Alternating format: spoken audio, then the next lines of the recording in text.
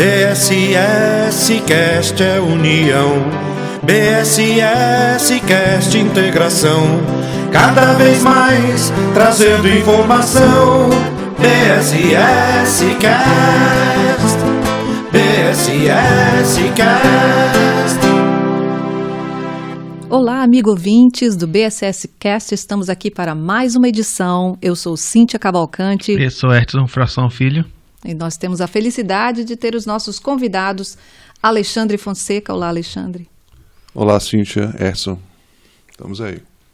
E Antônio Ferreira conosco hoje à noite. Olá, Antônio. Prazer todo meu. E eu gostaria de perguntar para vocês, qual é o nosso tema de hoje? Então, o tema de hoje seria o capítulo 4 do Evangelho segundo o Espiritismo, que traz como título: Ninguém poderá ver o reino de Deus se não nascer de novo. E o que você traz para nós, para início dessa edição do nosso BSS Cast? Então, como a gente costuma fazer, né? Vamos ler o texto que encabeça esse capítulo, e em cima do texto a gente vai conversar um pouco sobre a temática, né? Uhum. Então ele traz aqui em São Mateus, no capítulo 16, do versículo 13 a 17, o seguinte: Jesus, tendo vindo às cercanias de Cesareia de Filipe, interrogou assim seus discípulos: Que dizem os homens com relação ao Filho do Homem? Quem dizem que eu sou? Eles lhe responderam: Dizem uns que é João Batista, outros que Elias, outros que Jeremias ou algum dos profetas. Perguntou-lhes Jesus: E vós, quem dizeis que eu sou? Simão Pedro, tomando a palavra, respondeu: Tu és o Cristo, o Filho do Deus vivo.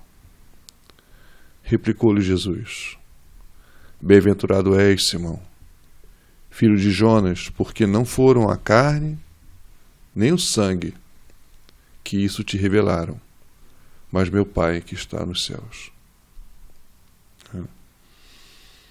Então, esse texto traz assim reflexões muito profundas, porque em uma época em que se vivia sobre a palavra ressurreição, características bem claras, pelo dizer do diálogo, né, entre Jesus e os seus apóstolos, características bem claras do que chamamos hoje, né, após Allan Kardec, no século XIX, XIX, perdão, 1800, século XIX, né? E em que ele vem estabelecer, né, a doutrina espírita, e revela a palavra reencarnação, que define melhor, né, essa questão, trazendo até uma polêmica para os dias atuais, né? A diferenciação entre ressurreição e reencarnação, que assumiu depois do ressurgimento do Cristo ao terceiro dia de sua morte, trouxe uma versão de que a ressurreição seria o retorno do espírito após a morte no corpo que ele ocupou em vida, né? E a gente vê claramente pelo texto que o conceito de ressurreição para os apóstolos da época era uma outra coisa, que nós chamamos hoje de reencarnação, né? Você quer dizer alguma coisa?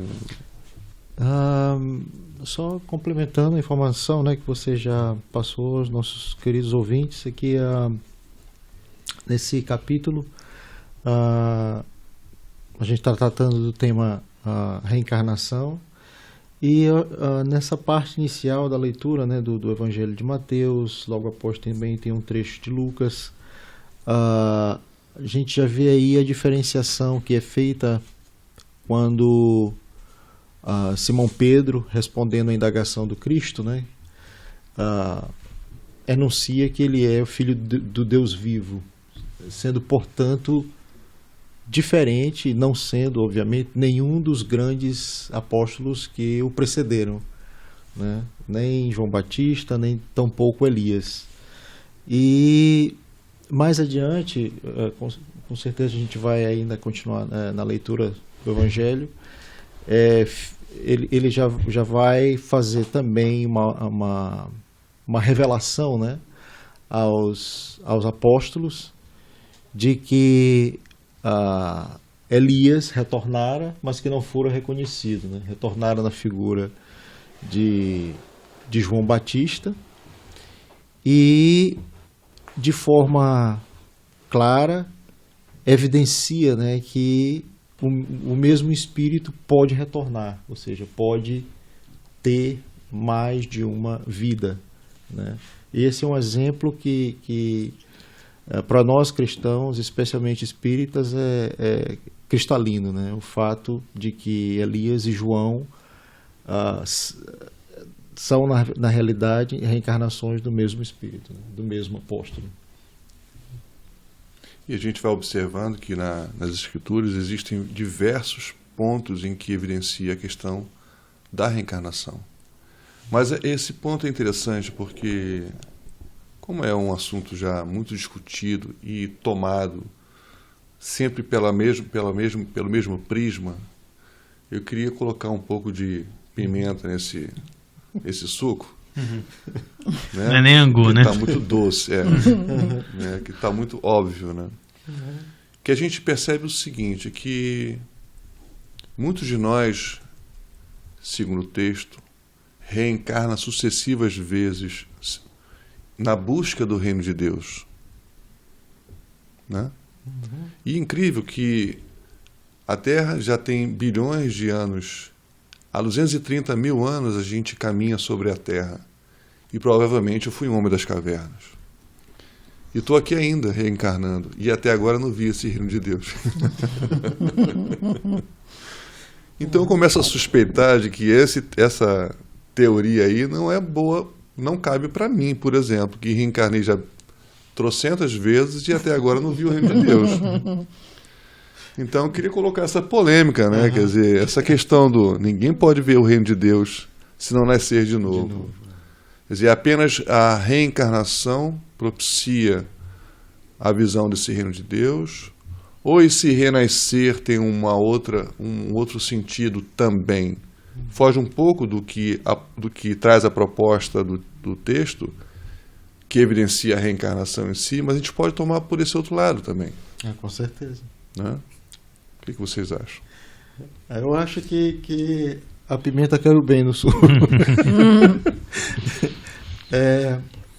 Porque realmente, essa pergunta na realidade, o pano de fundo dela seria o seguinte: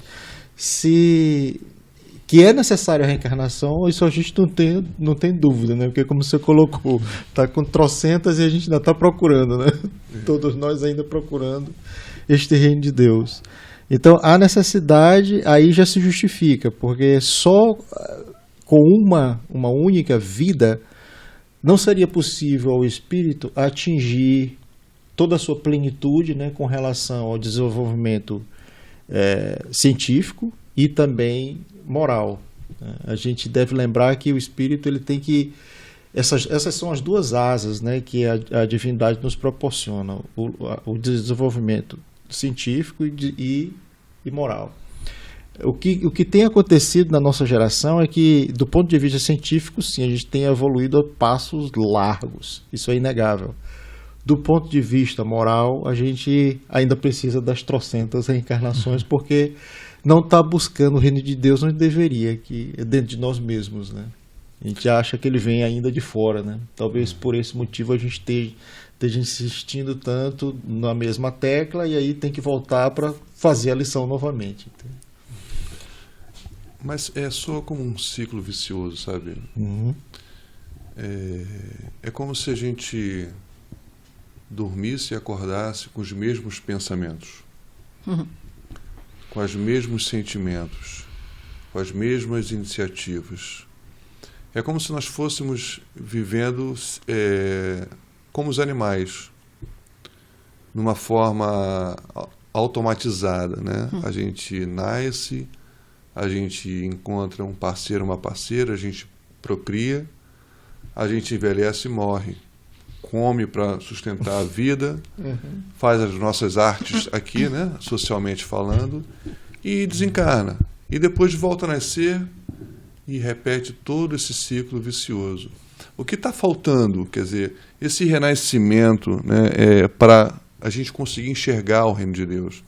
Que não sei se você lembra, na outra edição do Evangelho que discutimos aqui, a gente falou sobre essa questão do reino de Deus. Isso. Lembro. Quer dizer, que nós não estamos excluídos do reino, porque Deus é Deus de todos. Dizer que a gente ainda vai achar o reino é uma falsa verdade, é uma utopia. Porque no fundo, nós somos herdeiros e pertencentes deste reino que sempre esteve em nós. Só que a gente ainda não conseguiu enxergá-lo. Segundo, só para relembrar rapidamente, fazer refrescar a memória da gente, o Cristo trouxe a proposta de estabelecer o reino de Deus aonde? No coração dos homens. No coração dos homens. E é a sede do sentimento, é a sede da emoção, né? Da o divino do ser humano, né? Tá ali. Nós somos seres divinais, né? Criados por Deus por amor à criação em si. Quer dizer, então, o que não nos faz perceber sermos partícipes desse reino? Porque a sensação de pertencer a um grupo divinal nos traz, de certa forma, uma sensação de felicidade, ou de reencontro, ou de faço parte de um grande grupo, eu tenho uma destinação, né? Eu estou indo por aquele caminho ali. E o que nos falta para entender isso? O que nos falta para evidenciar ser partícipes desse reino? Que renascer é esse? Que nascer de novo, que não seja, que vá além da reencarnação em si. Porque a reencarnação ela é um fato. Agora, dentro do bojo da reencarnação, existe um outro renascimento que talvez seja até muito mais importante. Porque a gente sabe que o despertar de uma alma, às vezes, acontece em um segundo. Verdade. Uma reflexão, uma vivência, uma dor, uma perda. A gente Nunca desperta sabe. E, nossa, gente, muda tudo. Verdade. Né? Dentro disso que você está falando, eu tenho uma pergunta. E eu também gostaria de colocar, que o Antônio estava dizendo sobre a evolução, a tecnologia envolvida. Já pensou se nós evoluíssemos a rapidez do celular? Você lembra ponto de como vista começou moral, o celular e a evolução que hoje tem o celular? Já pensou se a gente fosse nesse mesmo passo? Nós estaríamos bem, né? Mas nós não estamos. E você está colocando isso... Eu queria te fazer uma pergunta para todos.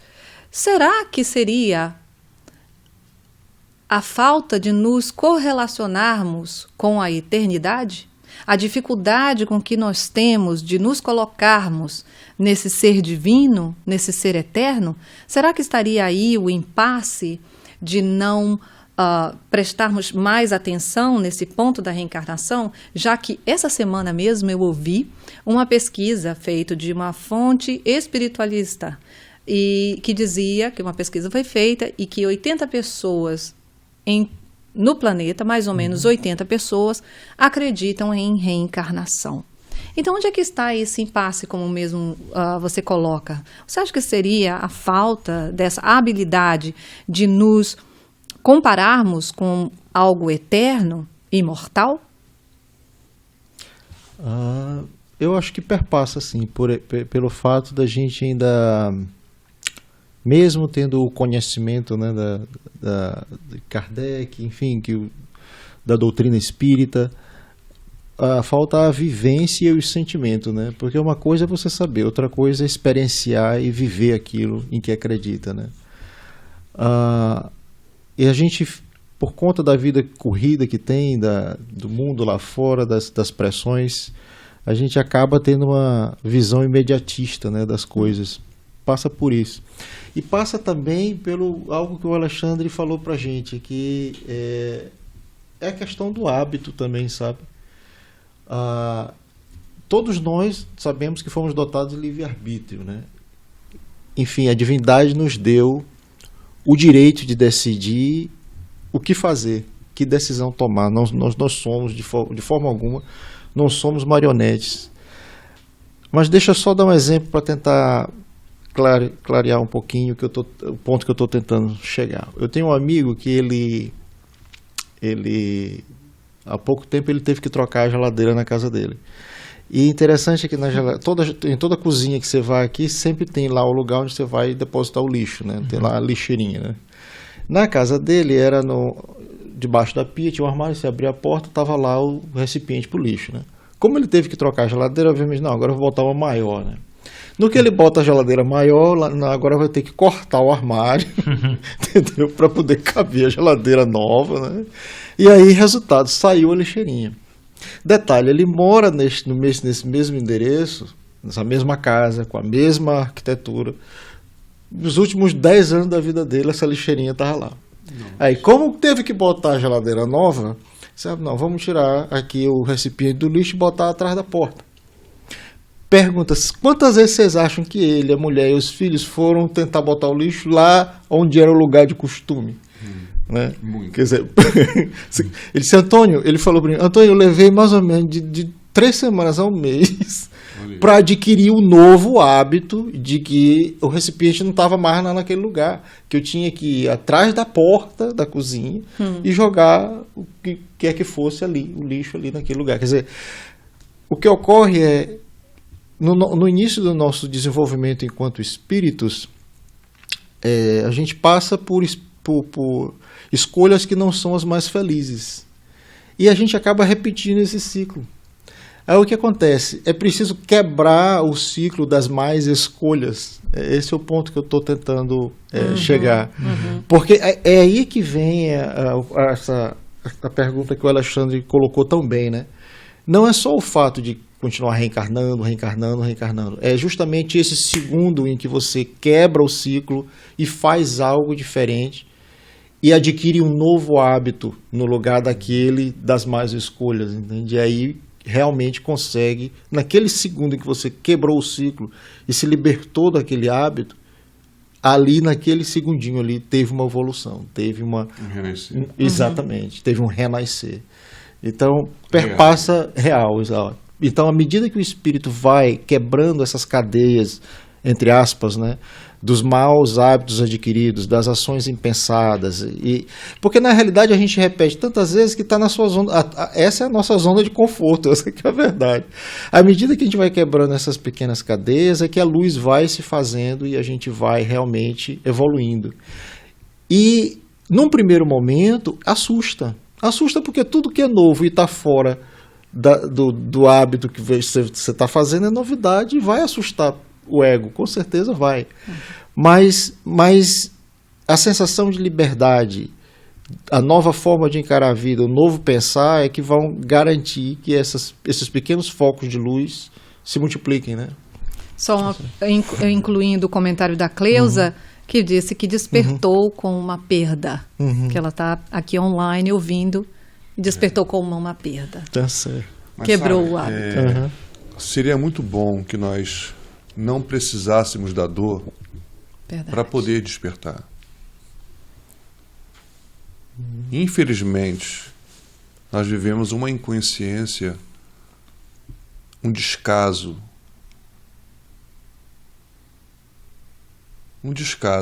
Aí requer um outro nível de consciência, como você... Não é isso? Porque, sabe, você falou do celular, né? Que em pouco tempo ele desenvolveu aquela coisa toda, né? Hoje está pequenininho, faz tudo. É uma questão de foco.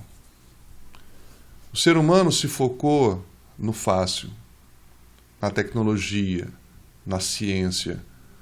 Eu acho que no momento em que nós, como indivíduos, não digo nem a coletividade, porque foge ao meu alcance, eu prefiro falar de mim, porque só cabe a mim mesmo a minha felicidade. Se o indivíduo estiver fazendo alguma coisa da vida dele ali na esquina, que não interfira na minha procura pela felicidade, pobrezinho dele, né? O que eu puder fazer por ele, eu vou fazer, mas em primeiro plano eu preciso ser feliz. Então eu preciso ter essa consciência da importância que é estar vivo. Ontem nós estávamos conversando no encontro do atendimento fraterno sobre o corpo da gente, né? No livro de André Luiz estava falando sobre isso, que lá muitos daqueles que usam os olhos para vigiar a vida alheia chegam no mundo espiritual com os olhos vazados, cegos. É engraçado, mas é triste. E é rotineiro, por incrível que pareça. Muitos daqueles que usam a agilidade de correr para pequenos furtos e correm, chegam com as pernas danificadas e alguns até sem pernas. Então ele começa a exaltar a importância desse aglomerado de pequenos seres que têm vida, cada célula do corpo que se agrega humildemente para nos servir numa encarnação, tem vida. Ali existe um princípio inteligente em desenvolvimento. E a gente não se apercebe da importância que é o corpo que nos foi dado para esse renascimento, para um renascimento maior, que é da nossa própria consciência. Então é interessante isso, a gente poder despertar para ser dignos de viver uma vida dentro de um corpo que se rende à nossa necessidade para nos proporcionar esse crescimento. E a gente joga fumaça nele, a gente joga álcool nele, a gente joga droga, a gente joga açúcar em demasia. Enfim, a gente arrebenta com esse organismo que muitas vezes é recíproco, precisa de nós também.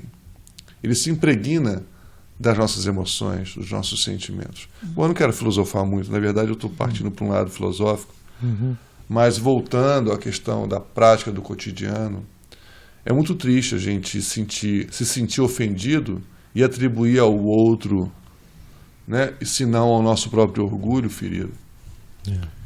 Né, e vangloriar esse sentimento em detrimento ao que eu preciso mudar dentro de mim para aplacá-lo, para diminuí-lo, para que eu possa melhorar. A gente fala na doutrina espírita muito sobre a questão da reforma íntima. Né? O que é reforma íntima, senão essa vivência digna do cotidiano, junto ao meu próximo, junto aos setores que eu exerço a minha presença, né? Verdade. Fala um pouquinho, por favor. Monopolizei o microfone. Nada, que é isso. Não, você falou tudo, né? Na realidade, e nós sabemos disso, né? O maior benefício que a gente pode usufruir, digamos assim, da doutrina espírita é justamente a reforma íntima, né? Não vai adiantar enfim, palestras ou distribuir sopa na rua, ou, enfim, seja qual for a caridade externa que a gente venha praticar, mas se ao final dessa jornada essa reforma íntima nem sequer começou, né, a gente não conseguiu mudar nenhum traço, né, dessa bagagem que a gente já vem trazendo há tanto tempo, esses seriam os momentos em que a gente não evoluiu, digamos assim, não caminhou adiante, mas ao contrário, ficou stuck. É como se fosse um tempo que foi desperdiçado, né? Em outras palestras, eu tive a oportunidade de ouvir a palestrante, ela falou que há duas grandes emoções, digamos assim, que dominam o espírito quando ele retorna, né, ao mundo espiritual, quando ele volta para casa. A primeira é a sensação de alegria por encontrar os entes queridos, né? Normalmente, por graça e misericórdia divina, a gente é recebido por alguém que ama, por alguém que nos ama. E isso, para o espírito, é uma alegria muito grande. Mas, depois de um tempo, quando a ficha cai, a gente, né, já realizou que, enfim, terminou aquela encarnação passada que deve continuar adiante. Uma outra constatação também, às vezes, causa tristeza e consternação ao espírito, é o fato de se aperceber das oportunidades que foram perdidas, né? Então, esse é digamos assim, um aviso que eles têm tentado nos dar para que a gente possa viver de acordo com essa pergunta, né, que você fez, Cíntia, a questão de nos reconhecermos enquanto espíritos imortais e aproveitar as oportunidades que nos são dadas de evolução e de transformação. Eu tive uma experiência essa semana que eu fui fazer uma prova que é muito difícil a prova. Eu fiquei por 7 perguntas. E eu cheguei à conclusão em casa, meditando. Se eu desencarnasse, ou como que eu vou desencarnar, chegasse lá no plano espiritual e me faltassem 7 perguntas, como que isso seria? Como que eu conseguiria a me ver assim, poxa, faltou tão pouquinho para mim conseguir realizar minha reencarnação? Assim, porque uma coisa que eu estou aprendendo é saber me perdoar e gostar de mim. Antes de julgar os outros, eu me julgo a mim, para antes de julgar os outros. Eu estou tentando fazer assim, por mais que eu não faça, mas estou tentando fazer assim, me julgar primeiro. E uma coisa que eu tenho aprendido, em que isso nessa prova me trouxe reflexão, que eu lembrei daquele que inventou a lâmpada, o Thomas Edison. Que alguma pessoa, mas você já tentou 999 vezes e não conseguiu. Ele virou e falou assim: eu sei que... Completa, Antônio, você lembra? Eu só descobri 999 vezes que não vai funcionar. Exatamente. Observa que ele não usou a palavra fracasso. Né? Exatamente. Isso é importante a gente ter em mente, porque... Eu esgotei. Esgotei todos os erros. Isso. E ele tem uma outra frase que é atribuída a ele, que ele disse que um gênio tem 5% de inteligência, né, de genialidade, 95% de persistência. Pois é. Então, é questão de você ser teimoso, entre aspas, o suficiente para não desistir. Entende? Isso talvez seja dos maiores legados que o Edison nos deixou, né? A questão da persistência, de continuar tentando, de continuar fazendo e de não se deixar bater pelas vezes que não saiu o resultado da forma que eu desejava.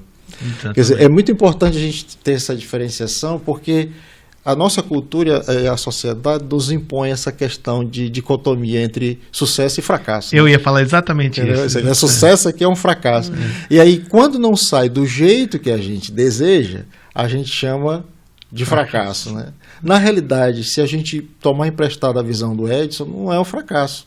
É só uma forma diferente de fazer né, algo. Os bons espíritos mesmo, eles sempre nos alertam com relação a essa questão, para a gente não dividir a vida em sucesso e fracasso, mas sim tentar tirar o máximo de proveito e de conhecimento das experiências. Né? Eles se referem aos eventos da vida como experiências, não como isso aqui foi um sucesso, isso aqui foi um fracasso. Né? Porque na realidade, quando tudo vai muito bem e a gente não tem que fazer muito esforço, a gente também não está aprendendo muita coisa não. A gente está novamente lá na história da zona de conforto. Né? É quando algo incomoda, né? Quando a gente está atrás dessas 7 questões que a gente tem que ainda resolver para tirar a nota que deseja, que a gente sai do lugar, que a gente se mexe. Essa é a nossa natureza. Né? Quer dizer que se a pessoa é como se estivesse jogando aquele Candy Crush, se a pessoa não consegue passar o nível, parabéns para ela. Então quer dizer, se tiver ali um nível de desconforto, é porque ela está próximo, seria isso? Mas veja só uma coisa. É uma questão de ser responsável pela sua vida. Isso. Quando a dor nos acessa,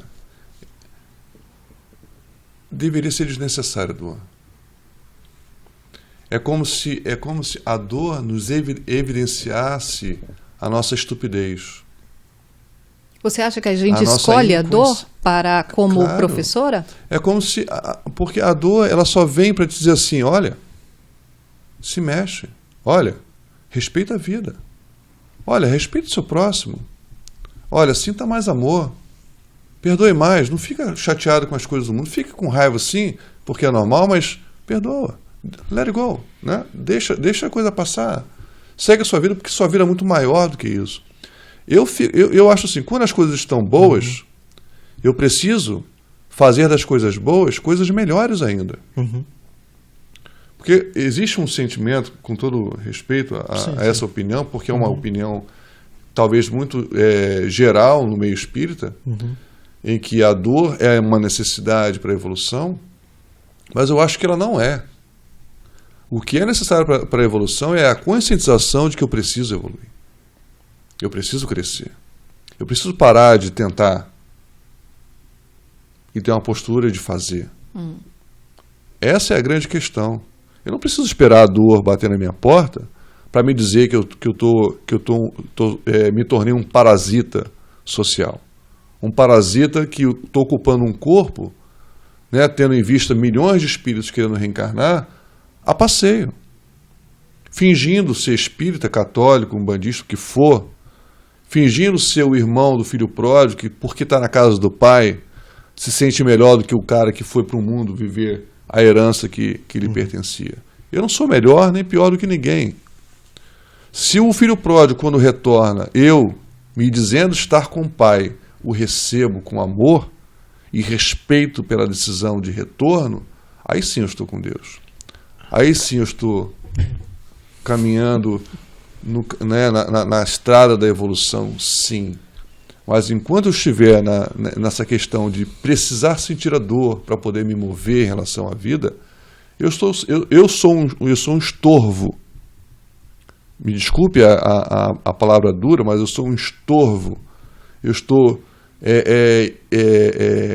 descredenciando a grande oportunidade de um corpo, né, para iniciar o meu crescimento, ou seguir no meu crescimento.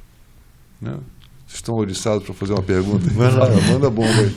Não, é que você estava falando uma coisa tão interessante, essa questão de ficar em cima do muro, de não assumir as responsabilidades, como você está bem falando. Isso não realmente deveria fazer parte da nossa caminhada, já que Jesus Cristo veio há muito tempo atrás e nos dando o direito de obter essa informação para que não tivéssemos mediadores dessa informação. Ele veio para garantir que nós tivéssemos em primeira mão essa informação sobre a nossa caminhada e que nós não precisaríamos de intermediários para talvez dar uma informação que não fosse a informação correta sobre as leis naturais. E realmente essa questão, e nós continuamos em cima do muro, como você falou. Nós continuamos sem ainda admitirmos as nossas responsabilidades e sem alcançar esse nível de consciência que vai nos trazer essa paz, essa caminhada evolutiva sem tanta dor, com mais educação de outras maneiras, de outras oportunidades. E você sabe, Cíntia, que isso é triste. É muito triste. A gente vê uma humanidade dividida entre filho pródigo e o filho que está junto do pai. É muito triste isso. Porque o mundo está evoluindo mais rápido do que eu. Esse mundo que era primitivo, que passou a provas e expiações, está virando regeneração. E eu estou aqui ainda, mendigando um corpo para repetir os prazeres que me satisfazem. E não a proposta real da vida. Há alguns anos atrás, eu quero relatar uma experiência que eu tive numa mesa mediúnica com alguns médiuns.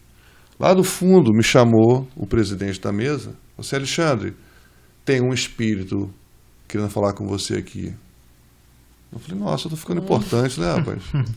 Estou doutrinando aqui, vou doutrinar lá agora, no final da mesa. Então, estou, né? Olha o sucesso aí, né? que ela falou. Vamos lá, né? Fui lá, né? Eu cheguei lá, a médium estava manifestando um espírito com uma voz de velhinha, né? Uma velhinha. As velhinhas são terríveis, né? E elas já chegam dando sugestão na gente, aqui do jeito doce, né? Ah, meu zimifi daqui, zimifi dali, e aí toma, né? Aí falou, meu filho, você está... Que bom te ver aqui. Aí eu, a senhora me conhece, papai? De longas datas. O que você tem feito aqui nessa casa? Aí eu falei, eu tenho Desmanchou, trabalhado. abre um livro assim, já. Eu falei, eu tenho trabalhado na caridade para Jesus, né? Ela, meu filho, que bom, né? E eu todo feliz, né? Me achando. E você, há quanto tempo conhece Jesus? Daí eu, né? Já Se me empolguei empolgou. logo. Falei assim, não, eu conheço Jesus há 2000 anos. Uau. Meu filho, tanto tempo assim, que coisa boa, né, meu filho? E o que você tem feito com esse grande amigo, Jesus? Aí eu disse, eu tenho tentado trabalhar na seara do bem. Ele, meu filho, que bom, né? Há 2000 anos você vem tentando, né? Que tal, né, nós mudarmos esse verbo tentar para fazer? Eu falei, minha senhora, vai para o mundo espiritual, vai descansar. Não foi isso que eu falei para ela, mas eu pensei, né? Eu fiquei bravo com ela. Eu falei, não, a senhora tem toda a razão, minha senhora, tudo bem. Quer dizer, ela me deixou um ensinamento que com o passar dos anos eu fui despertando para ele. Mas essa é a realidade. Há quanto tempo nós estamos no compromisso de viver uma vida, não uma vida santa, não, mas uma vida de coerência, uma vida de respeito àquilo que você acredita. Porque quando a gente faz uma coisa errada, a gente costuma fazer assim, a gente olha para um lado, a gente olha para o outro, né? Para o outro de novo, beleza, tá de boa. E aí você faz a besteira. Mas a gente não deveria olhar para os lados. A gente deveria olhar para cima. Quando fosse fazer uma coisa errada, olhar para cima. E aí a gente ia ver o sujeito lá em cima, assim. Essa, de novo, essa. Não. Eu boto Quantas essa, vezes? né? De novo, rapaz. Não faço não. Quer dizer, a gente não tem vergonha de que... Ou melhor, a gente, na verdade, não acredita que existe uma força maior. Tipo assim, lamentando a nossa infantilidade eterna. Porque já é hora de crescer, gente. Já é hora de crescer, é hora de fazer uma vida decente e digna, né? Já é hora. De parar de subir no palanque ali e em busca do sucesso, né? Fazer palestrinhas bonitas e chegar em casa e fazer tudo diferente. É preferível você não subir ali, você não estar aqui num podcast, você não dar passo magnético, você não fazer nada, porque é vergonhoso isso. E você, em plena consciência, numa doutrina que te esclarece tanto, necessitar da dor ainda, para dizer para você, olha, para de ser um pária social e vai viver a responsabilidade do crescimento. Seja forte o suficiente para encarar as suas mazelas. Para de ficar com raivinha dos outros, né, achando que é o dono do mundo. Para de se sentir o mais importante, por favor, porque você é tão importante quanto, mas precisa tanto quanto todos de crescer. Quer dizer, então, eu acho que é muito isso, né, o se renascer, né? Os nossos companheiros de outras religiões trazem o conceito do renascer na água do batismo. É como se fosse um ressurgir para uma nova ideia. Isso. Não é? Claro que é uma apresentação da criança a Deus quando bebê, mas os evangélicos já fazem quando adulto, quando se escolhe um novo ser cristão, né, vamos dizer assim.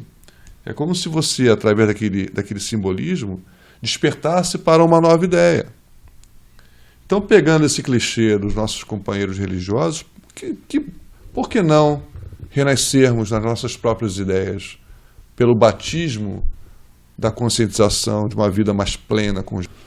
Às vezes a gente comenta as nossas travessuras com um sorriso no canto da boca. Isso significa o quê? Hipocrisia. Exatamente. Também significa, sabe o quê? Que você vai nascer de novo e vai fazer tudo de novo. Do tipo, você é machista? Não, de jeito nenhum. Como é que tá seu filho? Ah, rapaz, tá danado, né, velho? Já falei pra ele, pra respeitar as meninas, mas O sujeito não tem jeito, viu? Aí você dá aquele sorriso que eu de boca. Tá com 2, 3 namoradas. Eu já falei pra ele. É danado esse menino. Quer dizer, no fundo, você fala o que você não sente. E nós confundimos o que nós somos. Porque nós somos o que sentimos, não o que falamos. A gente pode falar que é muitas coisas, mas só o nosso sentimento vai demonstrar. Então, quando você realmente se envergonha e se arrepende de alguma coisa que você fez, você não tem nem coragem de falar sobre aquilo muitas vezes. Você fica meio acanhado, sem jeito. Mas quando você não está arrependido, você fala porque é engraçado. Aí você ri daquela história, né? Você se diverte, enfim. Isso é um sinal para dizer para você, olha, você vai repetir tudo de novo. É preciso rever com coragem essa sua atitude. Realmente ter a coragem de ver por que não está certo. Em que momento desrespeitei meu próximo. E fazer isso, Alexandre, com não julgamento próprio, porque nós somos imperfeitos. Nós temos o direito de errar. Porque se eu errei é porque eu não sei, mas uma hora eu vou saber. Mas é a vontade própria de mudança. Mas o que eu estou falando, Hertz, não é o erro pela ignorância. É o erro pelo descaramento. Consciente e contente. Consciente, exato. Descaramento é uma palavra baiana, né? A gente usa lá no Maranhão também. Também, né? O descarado, né? Ele sabe que está errado e faz.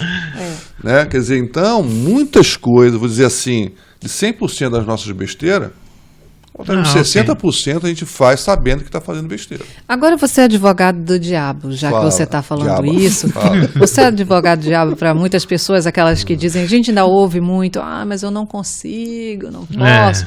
Será que é porque eu não estou conseguindo, eu acho que eu preciso de maiores inspirações, eu preciso de espíritos melhores, bons, reencarnarem, aí então eu vou ter mais oportunidade de ser melhor.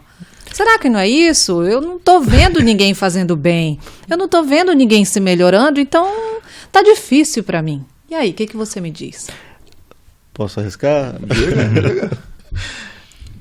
Eu acho que vai dar... Eu gosto dele porque ele é mais brando que eu. Igual a vovó, né? Vai comer pela beirada. Eu acho que... primeiro vai do fato da gente reconhecer de que essas transformações e as mudanças das quais a gente vem falando aqui nos últimos 20, 30 minutos tem que vir de dentro, né?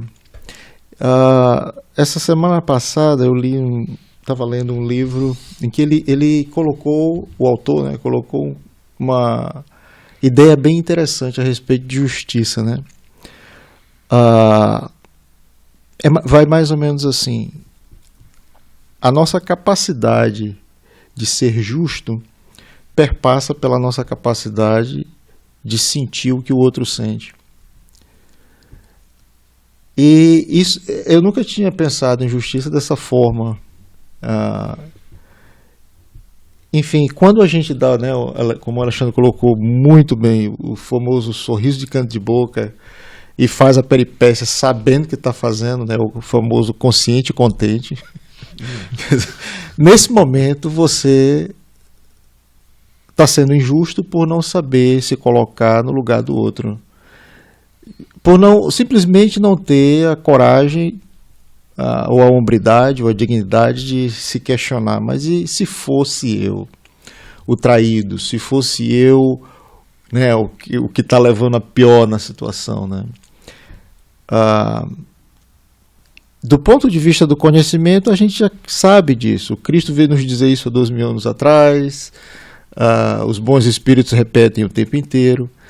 Mas a transformação só vem quando o sentimento muda. Saber algo, isso é uma coisa.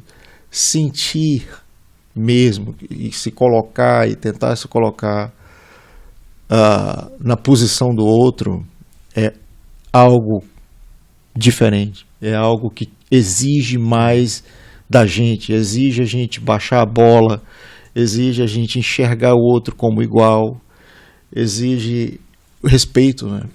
Mas onde está o nosso foco? O nosso foco está no nosso ego. Quando a gente dá um sorrisinho de canto de boca, nós somos a exato. pessoa mais importante do mundo e a gente não está nem aí para o que o outro, para a consequência para o outro, né? Pois é. Então, é isso, né?